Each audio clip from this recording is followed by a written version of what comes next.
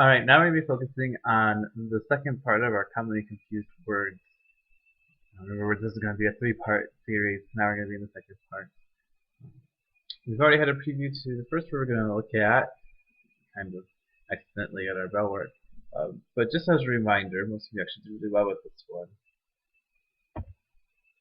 But when you're looking at loose versus lose, loose with two O's, right, O, means not tight. Okay? The lid was already loose. Two O's. Take out an O and you have lose, right? The experience with loss. I lose every time we play Scrabble. Usually my experience is lost in that game every time I play it. So therefore I've taken out that second O. The next one is another very big common mistake that we see often in writing, or you have to be aware of, using the word past versus past.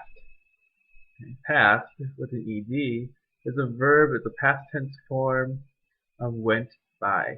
Right? I passed the man on the bicycle twice today. Whereas past, P-A-S-T, can either be a noun for something that happened in history, it can be an adjective for something former, or a preposition meaning farther than. So notice the three uses. The first one is history, the noun. In the past, people had to be 21 to marry without parental permission. Okay. And see, that's the ST. She believes she was a gypsy in a past life. Right? That's the adjective saying, really we're saying former life there. He ran, and then the last one, the preposition, he ran past Mike's stopping point. Okay? Meaning farther than Mike's stopping point is where he ran. Okay? I don't want to say she believes she was a gypsy in a went by life, right? So I'm not going to use the pink one. I'm going to stick with the purple one there. Okay. So notice the difference in the way they are spelled. Next, we're going to move on with peace versus peace. Okay. Another commonly confused words. Peace, P-E-A-C-E with the noun, right? It's a noun. It means absence of conflict. You know, most beauty pageant contestants want world peace. They want the world to be absent of conflict. If you spelled it P-I-E-C-E, then you're saying that they want it to be apart. Okay? And that's our next definition, right? P-I-E-C-E we see as a noun. So it's a part of something, or a verb to assemble slowly. And you can see those two uses here. We are all just a piece in the machine of life. And that's using it as a noun. And then Renee pieces together quilts to sell. That's the verb. She assembles her quilt. So it's with an I. Think I as a part of something, or I as a verb to assemble. EA, absence of conflict.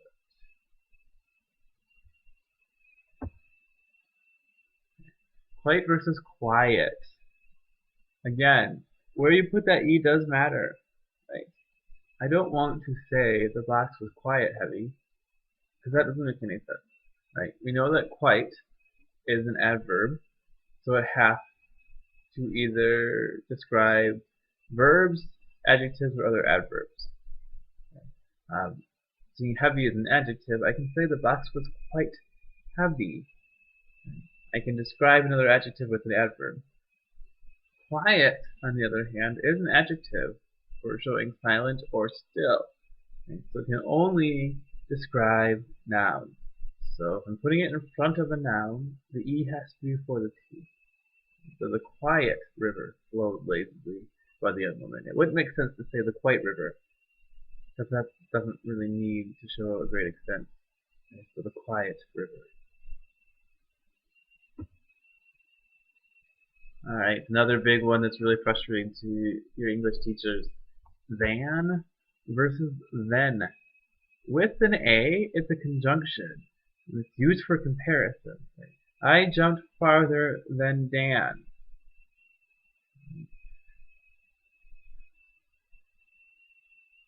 So when you have an A, you're making a comparison. If you have an E, that's an adverb, right? At that time or next. then, and then, and then. Right? Life was different then. What you're saying is life was different at that time.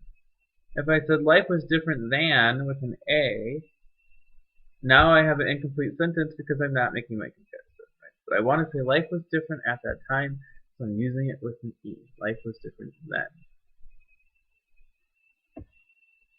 And then lastly, the one you've all been waiting for. There, or there. There. T-H-E-I-R. That's a pronoun. It shows possession, right? Their book, their car. Now remember, it has the word air, H-E-I-R, right in it. To air means to possess, or to be the next to possess. So there you go. There's your head for possession. There, T-H-E-R-E, has the word here in it. T here, right? That shows the location.